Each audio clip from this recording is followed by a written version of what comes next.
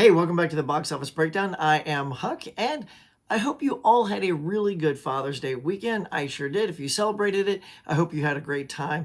And maybe you went out to the movies and shared some time with your family, which is very interesting to bring up because being that it was a Father's Day weekend, how did that affect the box office? I mean, we had dinos and we had Pixar movies and Top Guns out there. So there was a lot to divvy your money up for. And the result was a very interesting weekend. Not quite what you might expect. So stick around.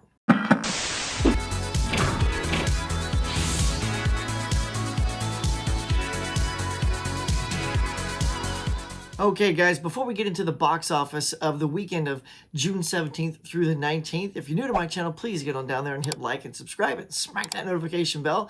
If you enjoy these box office breakdowns, or we do all kinds of other fun stuff here, I go out and I do Blu-ray hunts, we do trivia contests, live morning shows, and I do out and about tours of things that are happening here in the LA area, all kinds of fun things like that. So if that's your jam, please consider subscribing. Now, let's get to the top 10. Now, new this weekend was Pixar's Lightyear. So that's a shoo-in for number one, right? Well, no. No, it did not hit the number one spot. It came close, but Jurassic Park Dominion had enough teeth to hang in there at the number one spot. It pulled in another $58.6 million at the box office. And look, I mean, despite the fact that this is getting not great reviews, people just still enjoy seeing dinosaurs. I know we probably didn't see enough dinosaurs in it, but, you know, audiences love these things. So it's no surprise that it did well. It did have a 59.6% drop off from last week. So that's not horrible. That's not as bad as like Doctor Strange. And I will even say something like Top Gun, but Top Gun didn't have that kind of drop off. Top Gun's been playing really well since it came out. But we'll get to Top Gun in just a second.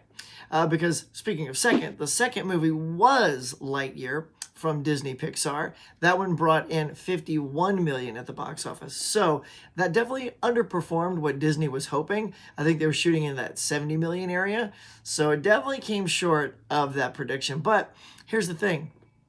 I think the families that are watching these things now are really cemented into Disney Plus, because Turning Red came out on there and Kanto was there, and Kanto's still doing great on there. So I just think that audience is kind of waiting for it to show up on Disney Plus, and then it'll be number one for a good while, I think.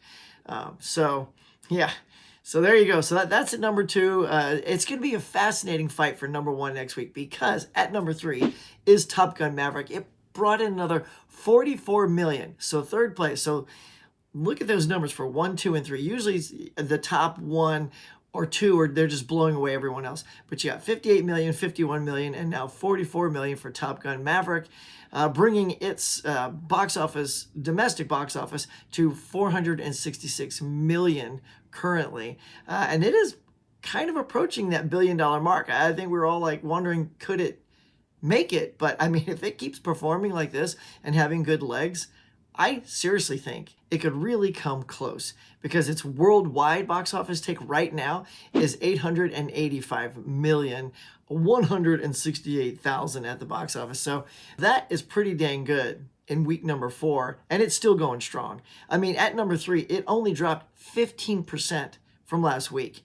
That is outstanding. It is having the best legs of any film I've seen in a long, long time, and deservedly so. I thought it was a perfect film. I thought it was so, so good. So yeah, so those are your top 3, and you know, your top 3 films have now put about 150 million in the box office, just those 3 alone. Now we get to everything below that. And may I say, this is the first top 10 with very few millions in their column. There's only 2 more, and the rest are just hundreds of thousands. So here we go at number 4. Number 4 is Doctor Strange in the Multiverse of Madness, pulled in another 4.2 million.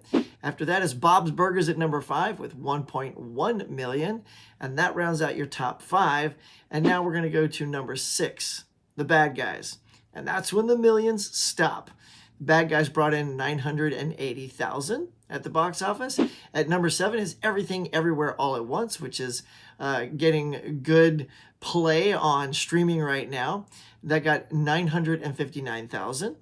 Downton Abbey: A New Era came in at number 8 with 830,000.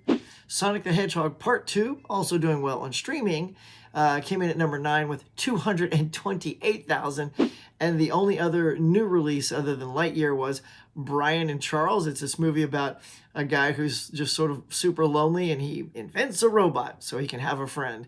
Well, $198,000 worth of people thought that was worth going out to the theaters to see. And that was your number 10. So those are your number 10s at the box office. A very fascinating top 10, especially those top 3, because the only other big release coming out this Friday to challenge them is the Elvis movie with Tom Hanks. So it looks great. I'm actually super excited to see it myself, but I'm curious because, you know, Elvis and that subject matter, I think that only kind of appeals to a certain niche audience.